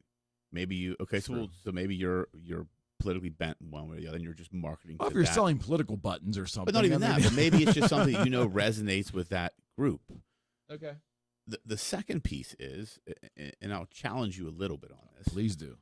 So we talk about authenticity, right? Yep, 100%. And if that is an individual's authentic expression, they have convictions about these certain things and this political bent and these certain stances. Mm-hmm. Do you think it's fair to ask well, okay. Do you think it is a good piece of advice to tell somebody you've got to calm down your authentic self if you want to be an entrepreneur? I don't think I would give anyone the advice that you have to rein in anything. I would ask the question, are you willing to sacrifice half of the buyer pool that's out there because of you putting that out to the world in a business environment? Okay. Whether it's your authentic self or it isn't, I always want everybody to be authentic, but is that a good business decision? Mm-hmm. Or if you can't overcome that, is going into business a good decision because you are now looking at half the buyer pool? Okay. I mean, that's I won't use the word fair. That's a justifiable question. But I think I do think I get what you're saying, and I just don't like the fact that we have to think that way. I agree with you wholeheartedly. But I get the marketplace, and I understand. But I think I get it. But I just think it's always kind of been that way. Maybe it's just exacerbated now because it's real volatile. But I mean, it's extremely volatile now. But it's a slippery slope because I can remember. Should religion enter into businesses? Mm-hmm. Like the mindset was, well, if someone is religious, you tend to assume there's a good quality about them, so you'll see religious placards on business signs and so forth, and then you would get a lot of people that would look at that with skepticism and think that they're using that simply as a way to get a competitive edge. So again, but let me take this one step deeper. Which okay, to do. That's what we do. So you talk about you're losing half your buyer pool, right? It's a rough. But what I'm saying, but here's what I think, right? Because we've had these discussions in the past. I truly believe the most caustic, sides of the hour are the 10%. Always. There's really 80% of America that I think I wouldn't even say it's 10%. We kind of all want the same things. We just have a different way of saying it and a little bit different philosophy. So are you really only turning off 10%? I would think it depends on how volatile the personality is. And volatile is a tough word. It's a negative connotation with that. If you are an unabashed liberal or unabashed conservative, and you have like the whoever's running it, that you have the face of of that candidate, you're wearing it, right? Okay. And you're unabashed in the viewpoints and all that stuff. I think I'm not saying you'll lose half I wouldn't, obviously you're not going to lose half of your potential customers. Sure. I guess, Rocco, my point is, I think I was in a business that was extremely liberal. It was the music business. Yeah. Now, is it 100% liberal? Of course not. Of course not. I would like to think there's a lot of moderate thinking people in there. Okay. But I was in a very liberal business. At the time this happened, I was, probably a moderate to conservative person. Yeah. Maybe leaning more on the conservative side. Mm-hmm. But I never wore my political affiliation in my transactional thing. So, but now once I got to know my customers, you would hear things. It wasn't as volatile in the late 90s as it is today in politics. But, you would see. And I realized right away that me ever bringing up politics at all with my clients or any of the videos we started doing or my bullet, we called them bulletin boards, or we had an online bulletin board thing, Yeah. Anytime I would express myself in writing, or it didn't serve me well mentioning politics or engaging in someone else's political conversation, because most of my clients were from the liberal persuasion.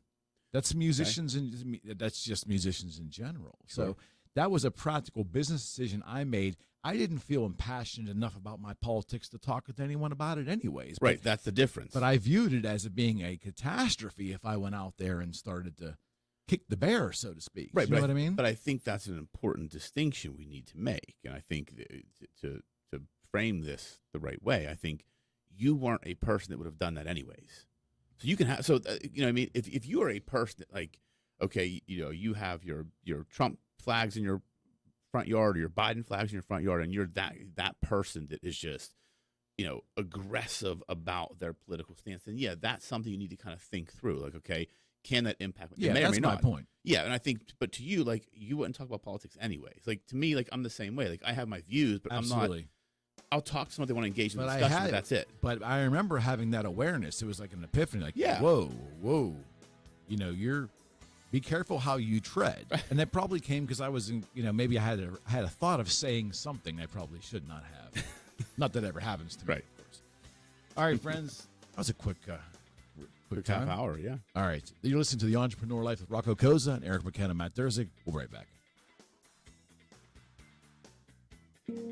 95.7 and 99.3 FM, along with WBVP, WMBA, and BeaverCountyRadio.com, invite you to tune in to Sounds of Faith. Tune in Sunday mornings from 7 until 9 for a mix of the best sacred music of all time. Sounds of Faith is brought to you by Crawford Tire and Beaver, the William Murphy Funeral Home, City Rescue Mission, MRS Physical Therapy, Circle of Friends, J&J Spratt Funeral Home, and Rome Monument and Inspirational Gifts. Sounds of Faith, uplifting, relaxing, and inspiring radio. Sunday mornings from 7 until 9 on 95.7 and 99.3 FM, along with WBVP, WMBA, and BeaverCountyRadio.com. What makes essential workers essential? We build safe roads for you to drive on. We harvest fresh produce for your families to eat. We help you heal when you're sick. We get you where you need to go. We keep where you work and live clean and safe. We make sure you get what you need to make your household work. You're the essential workers who help our nation run. You're in every city, town, and corner of our country, and you come from all over the globe. And you have essential protections under the law. I'm Marty Walsh. The Wage and Hour Division at the Department of Labor helps ensure you receive the essential protections you deserve. If you have questions about your pay or about your job protection during an illness, visit our website or call 866-4US-WAGE. That's 866-487-9243. We can provide help in more than 200 languages. Brought to you by the United States Department of Labor. Reaching farther than ever before. Now available on 95.7 FM and 99.3 FM. It's Beaver County Radio, WBVP, and WMBA.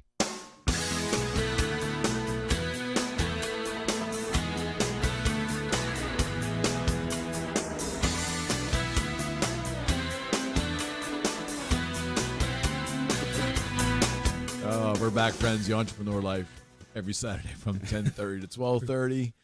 WBVP, WMBA, the good folks at Beaver County Radio. For whatever reason, they agreed to put me on the air, and they let me bring my sidekick with me this time, Rocco Cozza. Finally, you refer to me as your sidekick. I like that. And what's even more amazing is they actually somehow convinced Matt Durzig to sit in here again. We're having a good time though. The seven wonders of the world, right? That's a song. We are the eighth wonder of Beaver County. There you go. That's what we should rename the show to. Oh my gosh, we're talking entrepreneurship and all that goes on, and we're in the early infancy stage of this show. This is episode number 4. We're having an absolute blast. Yeah. I mean, I had a good time my last stint on this station, but this is even better. Good, 1,000 times over. We're talking these first couple of weeks about the very process of starting to be an entrepreneur or thinking about it, questions to ask yourselves, things to kind of get in line with mentally and vet out so you don't make a mistake, because mistakes tend to be costly. If any questions or concerns, comments, you want to talk about my bald head here on Beaver County Radio streaming, hello, you can call me. Call Rocco, call Matt, yell at us if you want. 724-843-18. Tell me you hate lawyers, or tell me a very good.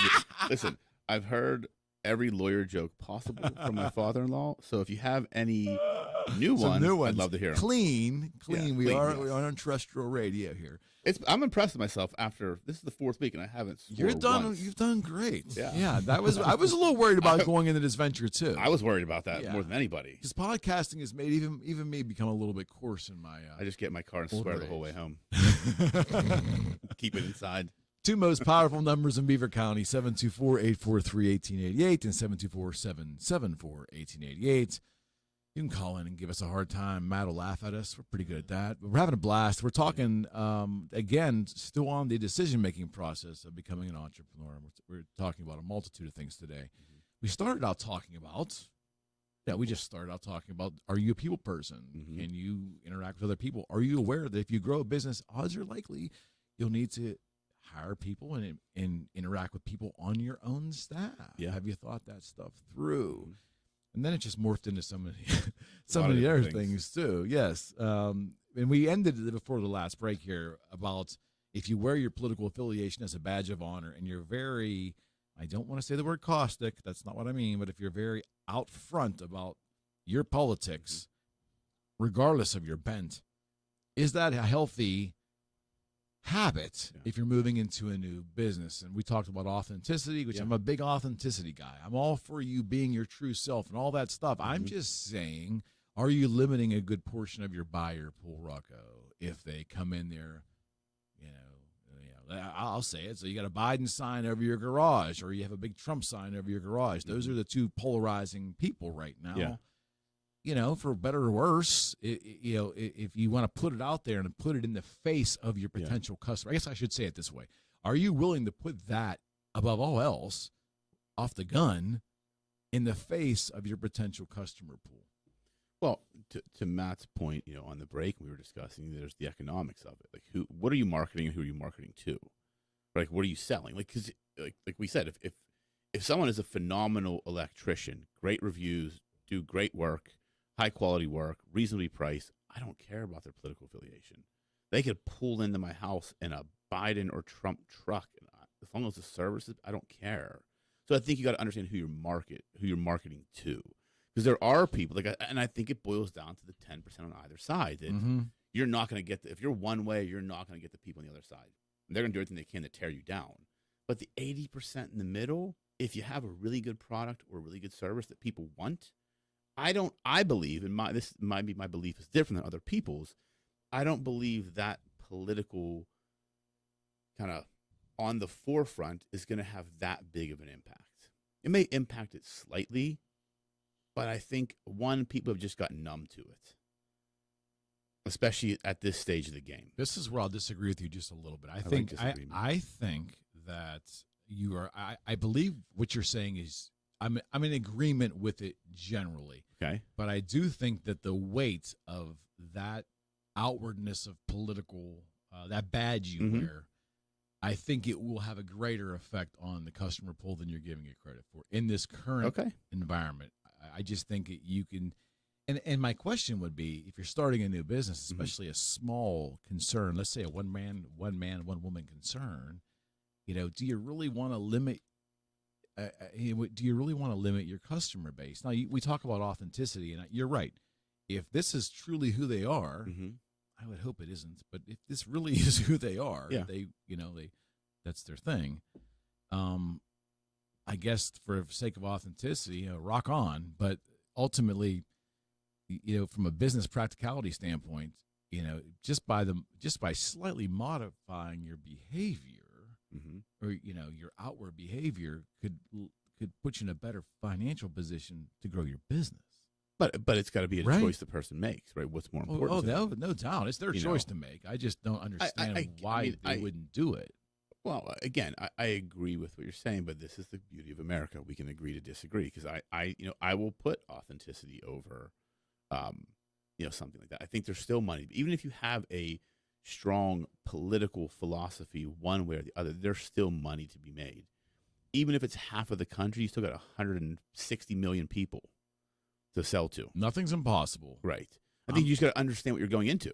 I like the percentages, though. I get it. When you start, right? I get it, but I think if you at least understand. So let's go back. Let's reframe it. I think if you understand the impact it can have, and still go into it, then that's your choice. I don't think it. I think you just need to understand the impact it may have. Doesn't mean you have to change who you are. Right. As long as you understand that this could have an impact and bake that into your planning, then that's okay. I would never tell somebody. Well, I tend to well, there is one angle of it that I'm sort of thinking about as far as, because we've talked about the customer aspect of it, and in that case, I sort of think Eric's on the right track here with the whole, it's more volatile. Can you repeat that again, please? 2-1. That's okay. It's archived. They heard the first time. Yes.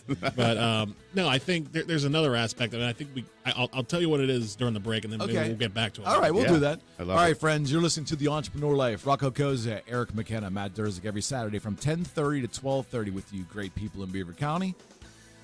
Number to reach us, 724-843-1888, 724-77-1888. Of course, this is Beaver County Radio, 95.7 FM and 99.3 FM, and of course, 1230 WBVP and 1460 WMBA. Stay tuned for Town Hall News.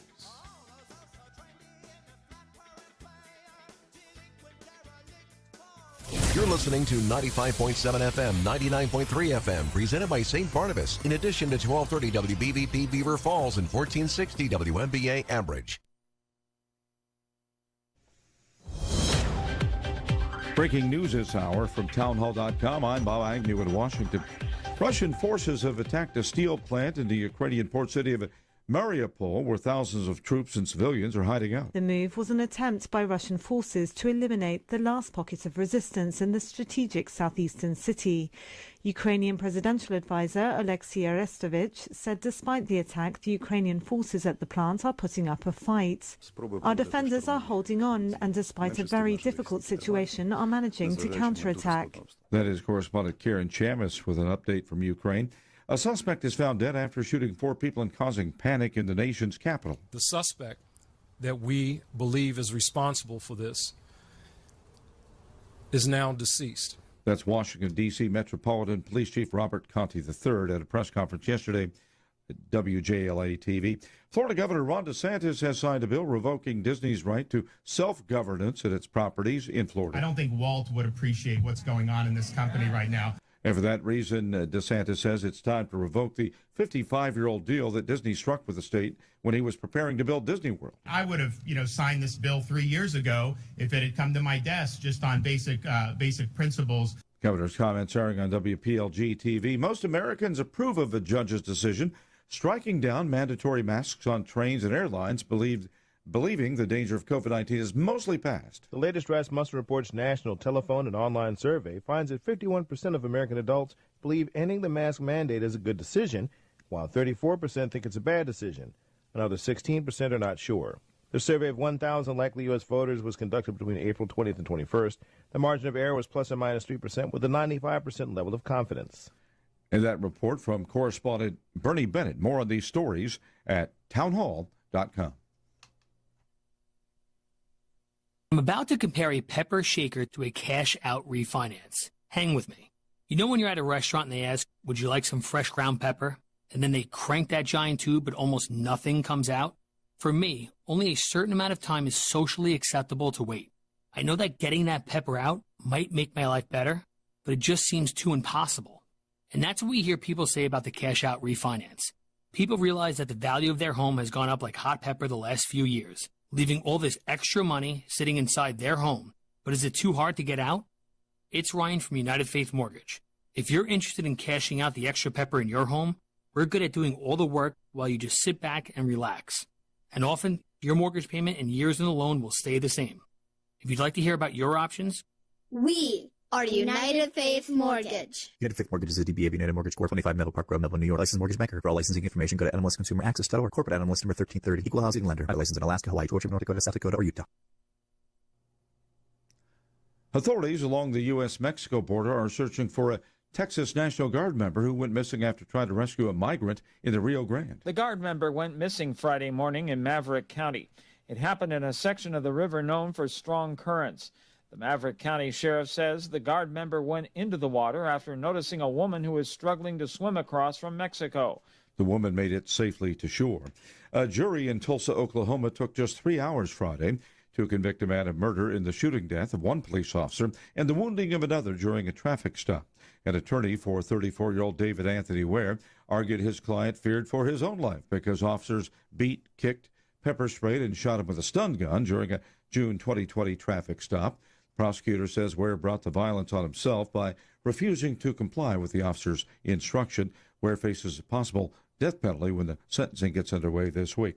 Breaking news and analysis at townhall.com. United Airlines says it lost $1.38 billion in the first quarter of 2022, but expects to turn things around. The Chicago-based airline says it had operating revenues of $7.57 billion in the quarter. That was down 21% from the first quarter of 2019. The airline is still running fewer flights than they were before the pandemic. That's correspondent Jeremy House. Representative Marjorie Taylor Greene told a hearing in Atlanta Friday she did not support violence at the U.S. Capitol last year. He asked you, what is your plan?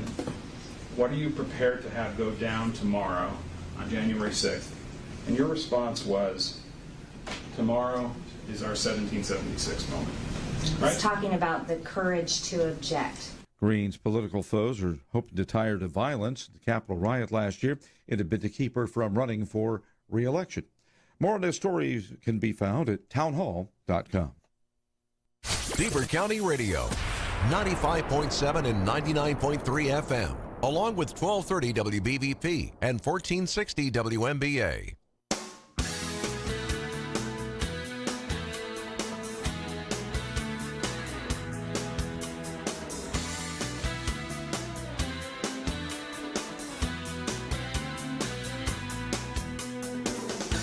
All right, we're back. We are back. The Entrepreneur Life, Beaver County Radio, Rocco, Cozza, Eric McKenna, Matt Durzik, having more fun than the law probably allows, but we're here. We've done that before. We've gotten away with it. We've gotten away with it for years. I've heard. We're still here. Yeah. If you have something to say, it doesn't even have to be insightful. If you just want to yell at Rocco, I could do some comedy. That's good. Yeah. 724-843-1888, 724-774-1888. The idea of entrepreneurship and the idea of moving forward with the idea. How about that? The idea of moving forward with the idea. Makes sense. Yeah. Probably not the best. The tongue twister. Yeah, but you know, that's what we do here. The decision-making process is what the first 4 shows have been about Rocco, and next week we're going to start moving into the next phase. But we landed, I don't know how we exactly got here, but it was really good conversation. We landed on the fact of, you know, if you're a politically charged person and you wear your politics as a badge and all that stuff. Not saying that's right or wrong. I really don't care what you do. Yeah. I'm just saying if that is who you are, and if you are, you should rock it and be proud of it. I'm just saying that is going to come off to a portion of your client pool as maybe off-putting. It can, yeah. I mean, I get it. I mean, again, I think we disagree on the varying impact. Yeah, the impact of it. Yeah. I think, but yeah, it is something you should consider. And Matt agreed with me, by the way. I did. Yeah, listen, man, I can't win them all. No, you can't. Eventually, I will, though. So, that's just what I do. Yeah, folks can see what I go through on a regular basis. But the thing is, we were talking a little bit, and again, we don't have to go down the full rabbit hole, but we were talking over the break. So we do. Well, we can, and there'll be future shows, I'm sure, to go down that road. But I think the other part of it is not just the business-customer interaction, but also the employee-employer interaction. Yeah. And the question is, how much does that affect that? Because there's a lot of, fine lines that could be crossed very quickly if, people aren't, careful with their. What Matt's basically saying, correct me if I am wrong, what you're basically saying is, which I know you will, I start a business and I'm a very right-wing, I'll pick on the righties for now. I'm a right-wing guy and I wear it and this is who I am. And I have no problem showing the world that. And if my customers don't like it, then I'm just not the service for them. Okay, that's one thing. But what if you really do a great job and it works and now you got to hire people? are you going to take that same philosophy into who you bring on? And how does that all work out? Because now those folks are also going to be interacting with the public. And Rocco, my question is, what's the philosophy of your hiring practices? What will they be? I'm like putting me on the spot. So if you're asking about my hiring practices, like I'm use an example. Yeah, so I'll use myself as an example. Okay. To me, culture is everything. Okay. Right, the culture of the company. Like I can teach the people to do what needs to be done, but I can't give them a personality or a mentality or an attitude. They've got to come with that. So I hire people that, have the same mindset as us. It's not about politics. It's not about anything like that. It's about how do they view the world? Are they entrepreneurial? Personal philosophy? Yeah, are they entrepreneurial in nature? Okay. I don't want to hire people in my company that just want a paycheck and do enough to get that paycheck. I want people to see the opportunity I'm giving them and be willing to do what it takes to get it. Like that's kind of how I look at the world. It's not about a political bent. It's not about anything like that. It's purely about the person's mentality and how they view the world and the career journey they're on. Can take other companies, some people that hire, have a political philosophy. They won't hire people of the opposite political philosophy. Outside of the legalities of different things, I think the biggest thing people need to understand with that is you're missing out on a viewpoint that could potentially help your business. No question. Because why surround yourself? Like I always say, like I never want to be the smartest person in the room. I always want to be in the middle. I want to be the dumbest in the room, but I don't want to be the smartest in the room. I want to learn from other people. I want to see different viewpoints. I want to see how the world works from other people's perspectives. So if you're only going to hire people based on a political philosophy that aligns with yours, you're missing out on information and knowledge and data from someone on the other side that could potentially help you grow your business. And that's doing your business and your current employees a disservice, in my opinion. Oh, no question. You can carry, get on my soapbox for a second, but you can take that entirely into your personal life. Sure. The more you isolate yourself with like-minded people, you create this echo chamber. Yeah. It doesn't serve you well in the long run because the truth is out there, and it's probably not entirely in your little echo chamber, but not entirely on the other side either. But it's out there somewhere, and it's not in your echo chamber. That's for darn sure. And that's and the crazy part about that is I know of a couple of businesses that do wear their political affiliation.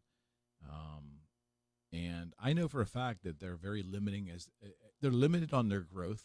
Sure. I know that. And again, I'm not staring at the books, but I'm very confident when I say this. They're limiting in their growth, and they only know a certain way of doing business, a certain way of maneuvering. Yeah. And I think that they are missing out on so much. Yeah. You can, absolutely. I think that's, again, it boils down to you can't see the whole world from your perspective. You've got to bring people. Like I want people in my company that see things a little bit differently, that will challenge me, that will, question the way I do things and the things I do, because that's how you grow. If I thought I did everything the right way all the time, I would, be 10 steps behind where I am now. I need people around me that see it differently, that will challenge me and show me a different way, or give me a different worldview. If that makes sense. Yeah, it makes a ton of sense too. If we can circle back around again to the start of the show, we talked about being a people person, or examining yourself. Do I have the skills? And also, just do I generally like it? For the quality of your life, you want to do things you like. I don't advise anybody getting in business for themselves in a field that they don't like. Now, I know people that have done it, and I don't. I does it make any sense if you don't like an activity, although you might be good at it? Yeah. But if you don't like it, why would you then go into that field and start your own business doing that activity? Well, I think people do that. No, maybe there's a reason to do it. I just don't. Please tell me if there is. I don't know of any. So I think the reason that people do that is because it's a quick path to financial success. If I'm really good at something, but I don't necessarily I'm not in love with what I do, I can do it to get the financial wins that allow me to do the next thing. I think that's why a lot of people start businesses that maybe they're not really passionate about, but they've just figured out something that they're really good at, and they can charge a higher price for that or get more clients because of their expertise, but it's not something they love doing. They do it to kind of bridge the gap to the next thing. That's what I see. When I've watched that thing transpire in other people, that's usually what it is. I would think if a human is forced is a tough word, but let's just say if you start a business, you pretty much have to do this if it's going to work. You're kind of forced to do it, forced to do an activity they don't like, regardless of their skill level. I would think that would put a hurting on their lifestyle. I mean, their cognitive, at least the cognitive aspect of their lifestyle. They just, happiness means so many different things to so many different people, but ultimately, and this is where you and I will probably disagree. Yeah. I don't see the benefit of getting up every day and creating something that you don't like because you see a financial reward at some point that theoretically could lead to you doing something you do like. But you left out an important piece, something I don't like, but I'm good at. So if I'm good at something, there's not a pain point in doing it. I may not like it, but it doesn't cause me the pain or the mental anguish of doing something I don't like and I'm not good at, which leads to frustration. Here, if I don't like something but I'm really good, I can just do it. It's repetition. It's routine. I don't have a love for it. Like, I'm a great dancer. Totally kidding, but I was like, what? There was a necessary pause there, and I'm terrible at dancing. So that would give me mental anguish, right? But you have to think about that. But if it was something I was really good at, I'm gonna find this. I mean, this needs vetted out for sure. But that's what I'm saying. Like, if it's something I don't like to do, but I'm really good at it, then doing it to me is not a stress. So you're saying just let's this is fast. Unpack it. Yeah. So, would there be? And I'm not. I know you love your work. So this is not Rocco in this example, but would you say that there are attorneys in that circumstance now? Yeah. They're just really good. They may not love the area of law they practice in, but they're just really good at it, and they become experts. So to them, they just do it because it's not hard to do. Let's say you're a plumber. Let's say you're a plumber's apprentice, and you get all these years in, and you talk to your significant other, and you decide to take the plunge. Would you? Let me walk that back. You just talk to your significant other, and you're ready to take the plunge because you want a more unlimited income or more control of your income. Okay. But you hate plumbing. You hate the dirt. You hate the hard work. You hate being wet. You hate it all. Okay. But you're good at it. Okay. You have the affirmation of your employer telling you you're good at it. Clients dig you. You're good at it. You still would sit here and encourage that person to go into that field, although they really don't like it because they could make some money at it. Yeah, because here's why. What's the alternative? They can stay employed and keep making whatever they make per hour, right? Still not liking what they do, but being good at it. Or they can say, I'm going to try this myself. I don't like it. I'm good at it. I can make more money doing it. What's the alternative? Fascinating conversation. But what's the alternative? To stay where you are. I would not like it. Work on finding something else to do. Okay, but you can do that's what I mean by bridge the gap. Take that leap into this next thing to make the money, because obviously starting a business outside of what you're good at and outside of something you know is going to take money because it takes time to get good at it. So if you are that plumber, using your example, if you say, hey, I don't like it, I'm really good at it, I could stay here and make my, $20 an hour for this employer, or I can still have the same feelings every day, like not liking it, but being really good at it, but doing it for myself and making $150 an hour until I figure out what the next thing is. I would absolutely encourage the second piece. Okay. Yeah, I definitely see the logic in that. It just seems, how do I say this? What would you tell the person to do? Let's flip it back to you. What would you tell that person to do? It's a tough one. See, I don't know. They don't like working for the employer. Okay. They haven't figured out what they want to do yet. They know they can do it on their own, but they don't like plumbing, but they're really good at it. What would you tell the person to do? I might be more inclined to suggest working where they were while they start working on something else and finding what they But they hate do working like, for the they employer. do like to do. Well, okay, that's different. That's a data point I gave that you missed. Oh, yeah, I did. You're right. If they really don't, if they're very uncomfortable and it's untenable where they currently are, yeah, I get it. But man, you just hate to start a venture into something that you really don't like. But here's the other thing you got to think about. Sometimes people don't like what they're doing because they're doing it for someone else. Yeah. And did I like the practice of law when I was working for a big firm or in a corporation? Not as much as I do now. Doing it for myself, I love it.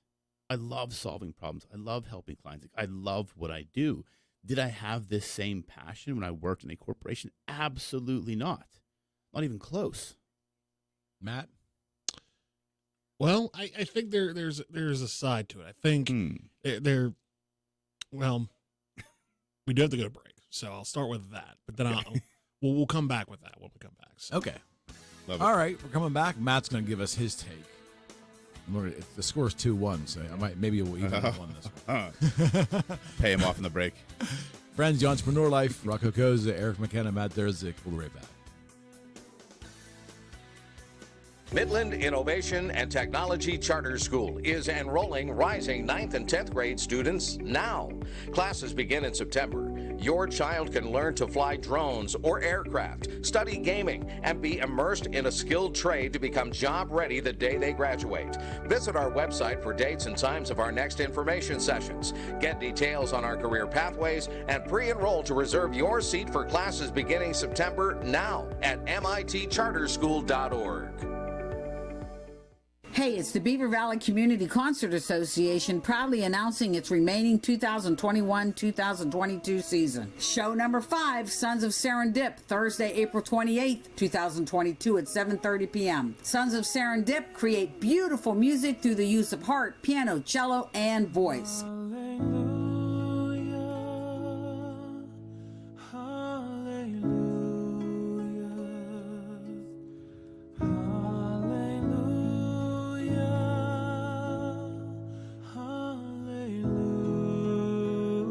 Concerts held at the Beaver Falls Middle School Auditorium. For more information, contact Peggy McCullough, 724-846-3203. Please visit our website, www.bbcommunityconcert.org. Adult tickets you can purchase at the door for $20 and for student tickets, $5. That's the Beaver Valley Community Concert Association. The ballpark is coming into your living room or the dashboard of your car. That's because Pirates Baseball is on Beaver County Radio. Set the dial to WBVP WMBA 99.3 FM or 95.7 FM, and then turn the volume up to hear the most beautiful sound in the world. Pirates Baseball is sure to be a hit this year, and it's presented locally by the Beaver Falls Municipal Authority, Express Employment Professionals, Dr. C. Timothy Lipp, Falcones Mood Township Board, Keystone Wellness Program, and St. Barnabas, among others, right here on Beaver County Radio.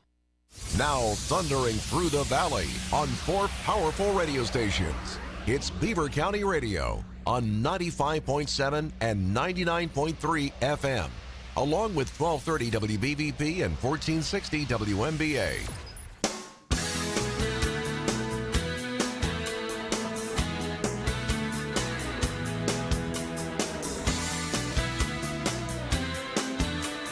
The Entrepreneur Life, we're back. Rocco Cozza, Eric McKenna. By the way, friends, before we go to this, we're going to turn it over to Matt here for an insightful answer to this question. Rocco and I are slightly have a disagreement on. Friends, I'm a realtor with Realty Connect. I can be your realtor. You can reach me at 412-613-4466 and reach me at ericmckenna.com. The market is still incredible. It's still an incredible seller's market, and everybody's shaking their heads because they know it. It's been an interesting couple of years, but I'd love to be your personal realtor. Beaver County has opened up their arms to me for the years I've been down here since 2016, and I just love working down here. So if I can be of any help, even if just answering questions, reach out to me. It's 412-613-4466, and you can reach me anytime at ericmckenna.com. There you go. Shameless plug. Love it. I can attest to your skill because you just sold a house of mine. Thank you, sir. Which was fantastic. Thank you. Much appreciated. Thank you. All right, Matt? So we were talking before the break, you guys were, about, the difference between doing something you like and doing something you're good at. Mm-hmm. And my argument was that, I sort of lean towards Rocco was saying about, well, I'll get I'm kidding. I'm totally kidding. about, doing the practical thing, which is do what you're good at. And if you have the opportunity to start your own business at what you're good at, even if you don't enjoy it, go for it because, it's a practical thing to, invest more and have more people invest in you and you sort of make more money that way. But there is the flip side of it. And this sort of leads toward what Eric was saying, where, if all you have is, being good at something, and again, if you run into that mental anguish like Rocco was talking about, then your bad days are going to become much more worse. Whereas if you have the sort of flip side of it, not that it would happen that often, but let's say you have a job you enjoy, even though you may not be the best at it, you're going to at least have more of a good time while you earn that wage. So it's sort of like the XY axis where, the X axis is how much money you're making and the Y axis is how much you're actually enjoying it. Yeah. And the Z axis is how, good you are at it.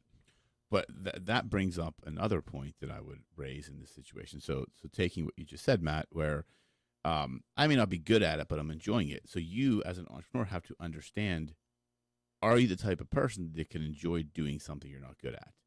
I know myself, I hate when I'm not good at something. Like golf, I hate. I'm terrible at it. But it's fun to play, in a scramble. But it's one of those things where, like, I'm not good at something. I don't like to do it.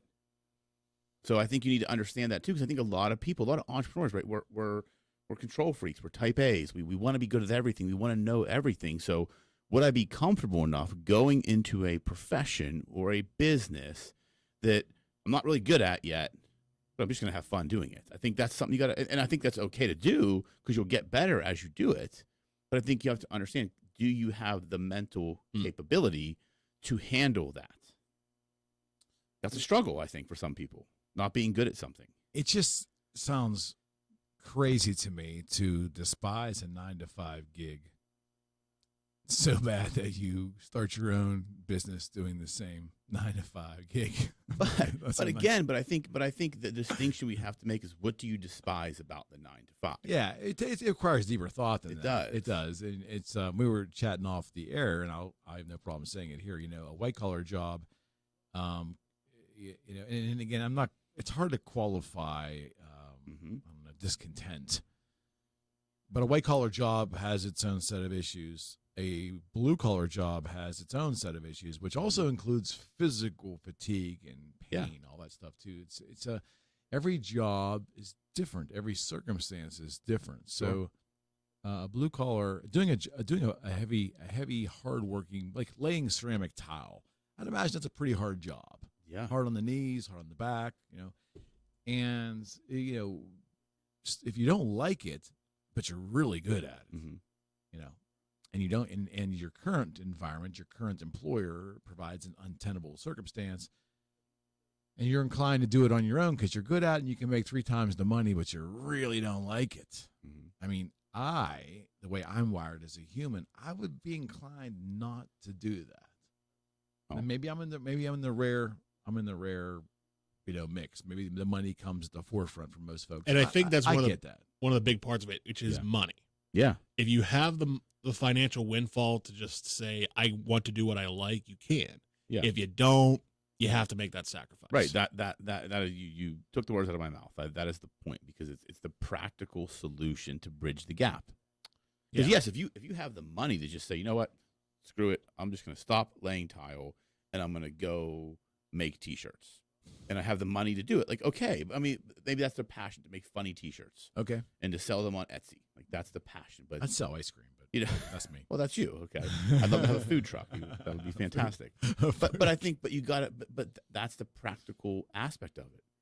Do you have the money to do it? Because it's going to take money. Because if you're not good at it, why are people going to pay you to do it right off the bat? They're not going to pay you a premium to do it until you get good at it. So there's so many pieces to this. No, and it's definitely true. It's a very fascinating conversation, because in preparing for this show and all the notes that I wrote, the 2 notebooks I put together in the 2 months leading up to this, in nowhere did I put down scenarios where somebody was great at something and started their own business doing the thing they're great at, but the thing that they hate. It's really interesting. That's what we call a that curveball. must be happening all the time. It does. I mean, I see it happen because, again, because sometimes if you remove the employer, happiness comes. Sometimes it's as simple The as freedom, that. the freedom energy. The freedom, yeah. Control. Yeah, exactly. Control, freedom, running it your own way. Yes. For sure. Yeah, no, I again, maybe that comes down to having a conversation with yourself. Like, what makes up your happiness? Is it, I really don't mind the work so much. I just can't stand who I'm doing it for and the structure that I'm doing it under. Mm-hmm. Or maybe all that's good, but you just hate the work. Yeah. But, I mean, if you make 5 times the money doing the same work you hate, you might like it a little bit different.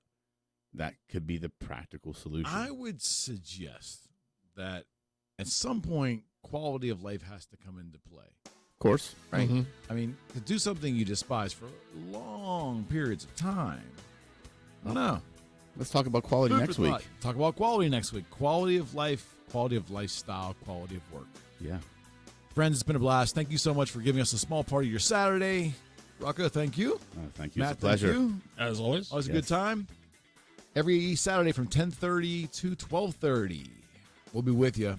And until next week, be kind to each other and have some fun. Yeah, absolutely. You know, summer's coming, spring's here, have some fun. Yeah. Be an optimist. Be an optimist, as Rocco says.